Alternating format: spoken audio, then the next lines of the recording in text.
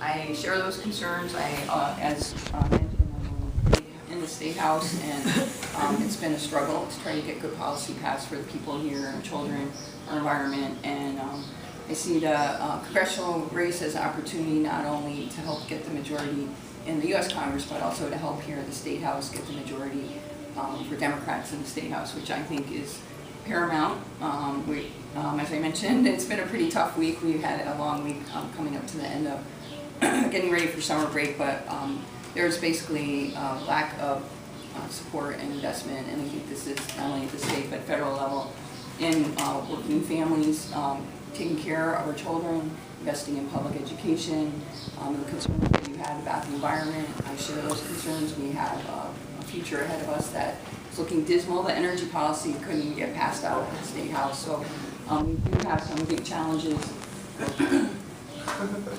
Yes, sir. Big challenges with what's been happening. And I think a big part of that is the lack of representation of the people of the state of Michigan and of our country. The average person in Michigan is not represented right now in Washington, D.C. and Lansing. And our values are not being represented. Like I said, making sure that we have the support of people in the communities that we live in. There's a lot of things that we could and should be doing to help. I know the pension tax is one piece of many different things that, there's a lot of tools that we could be providing for people. The investment in public education is low, and here in the State House we just passed that budget. So I'm kind of overlapping, but it's the same symptom, which is prioritizing private business, large business over people and our environment, and that is just up and down excuse me.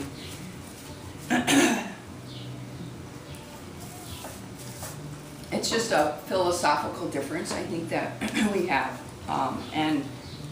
Yesterday and the day before were pretty long days for me, so I'm kind of having a hard time this morning because we were basically, I got home at like 2 yesterday morning. We were back at work at 10, and then I was working again until last night, pretty late, so a little bit off.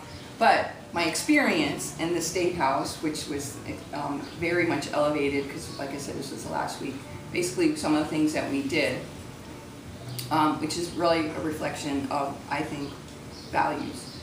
We did not, the support of the Detroit Public Schools, I don't know if any of you followed that.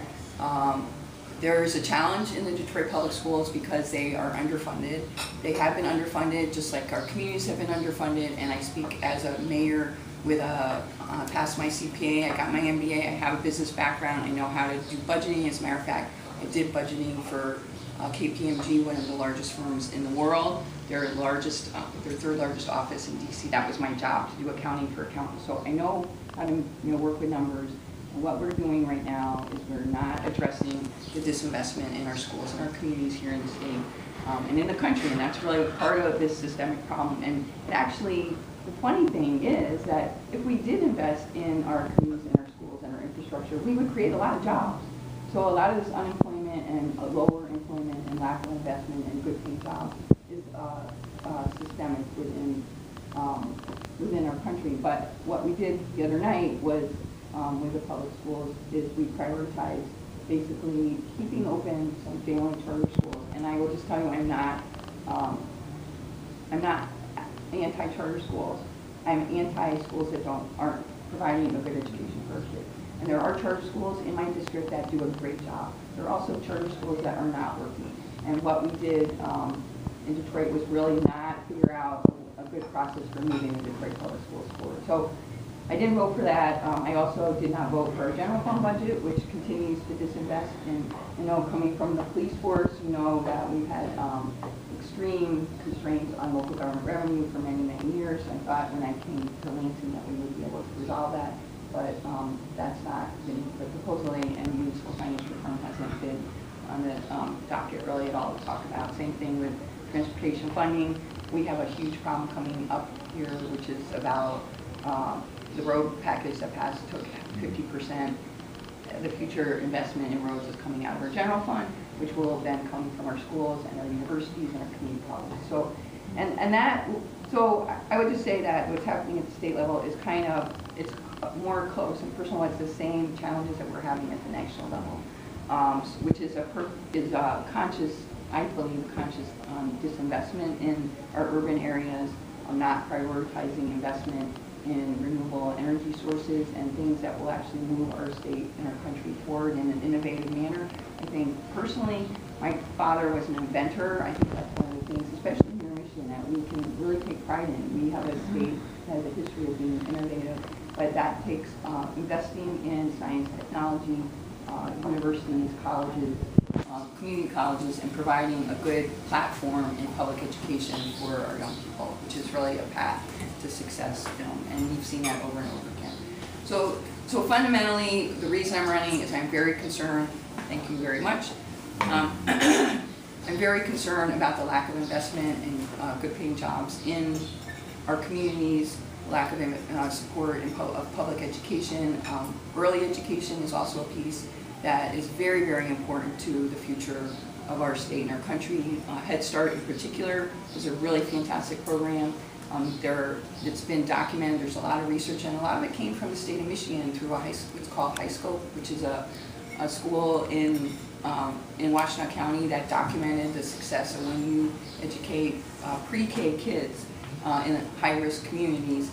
They actually, their success rate for their life cycle is so much higher, and it's a really great return on.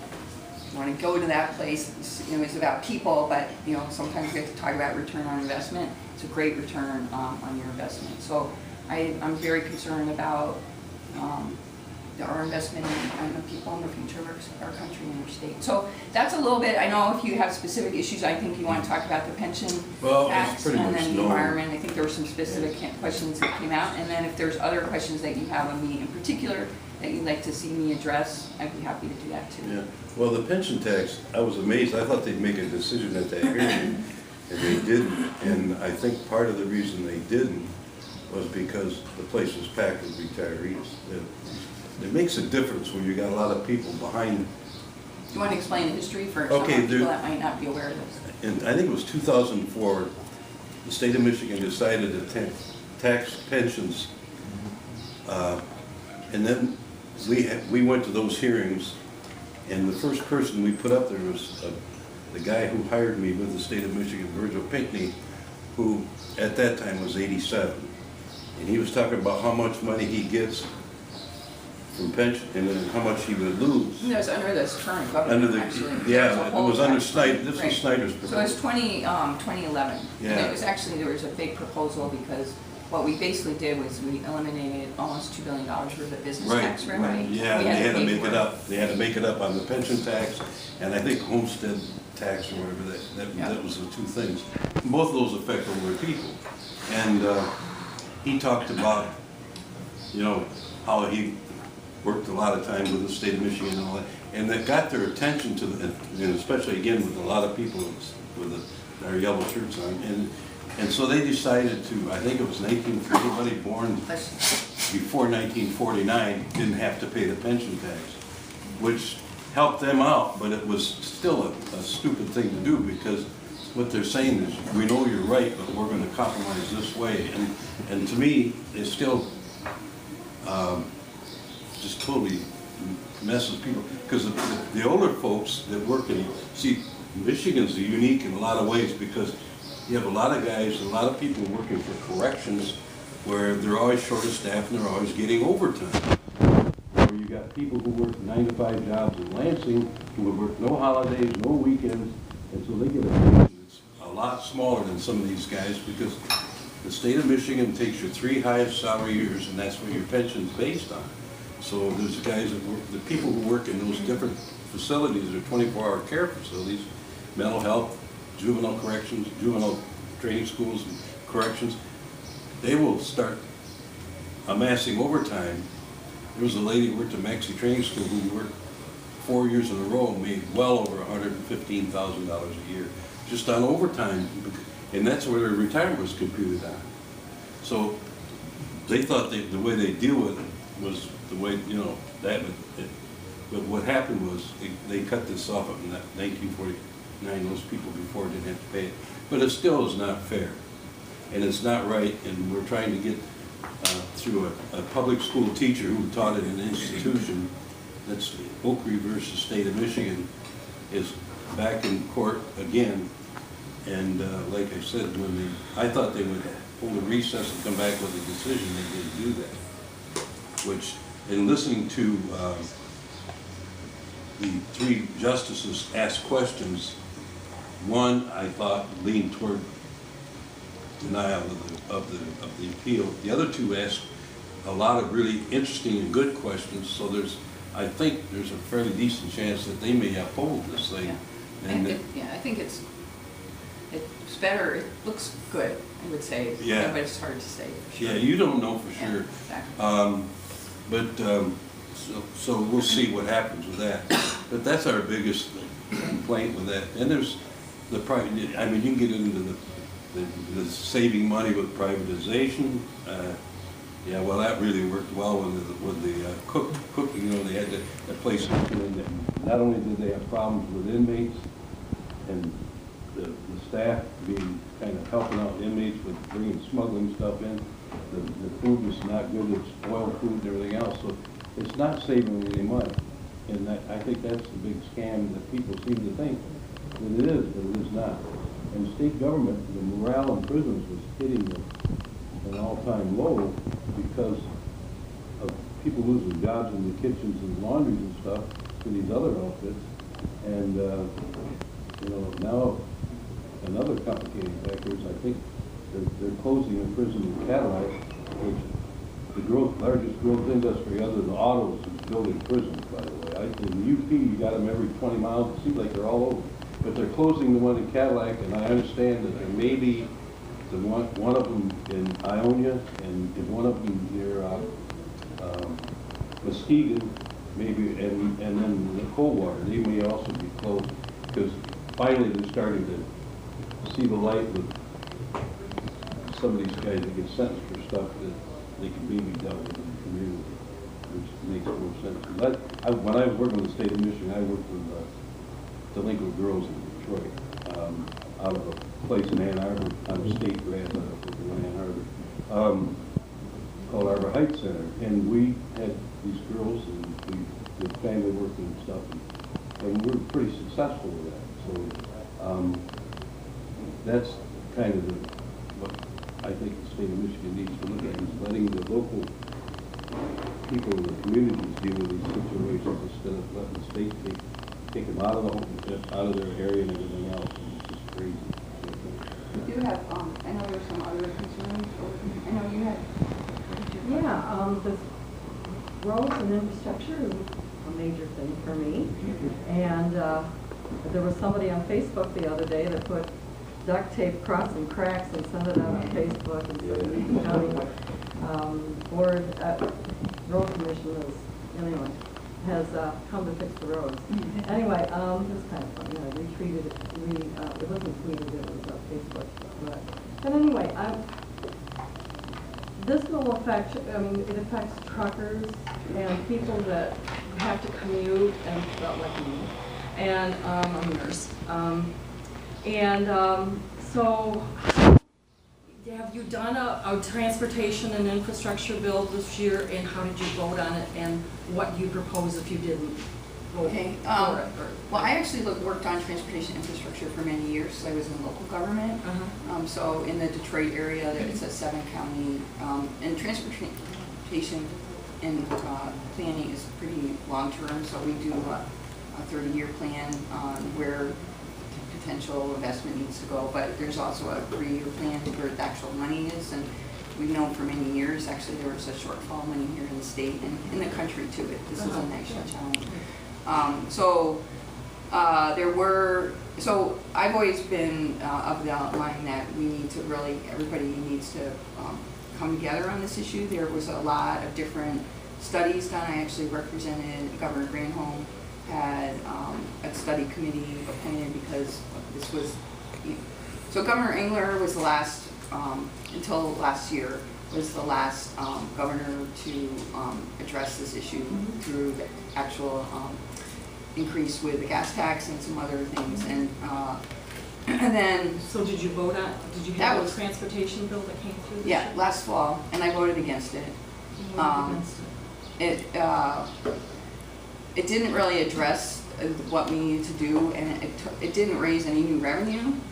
It wasn't a fair, we need to, if we're gonna address raising new revenue, we need to address it across the aisle. As was mentioned, we are now taxing our citizens at a much higher tax burden rate, and it's not just pension, it's the homestead exemption, it's child care credit, it's inability to donate to charities. There was a whole, basically. Additional fees. Right, basically there was a tax shift. Well, there's been multiple tax shifts, and that's one of the reasons I'm running, from business to people. And this is happening not only in Michigan, but across the state. That bill So did pass though. it did pass. Yes. It was a majority Republican bill, Right. just like last night, or yeah, 2 days ago, the general fund was a majority Republican bill, because we're not really dealing with parity around tax.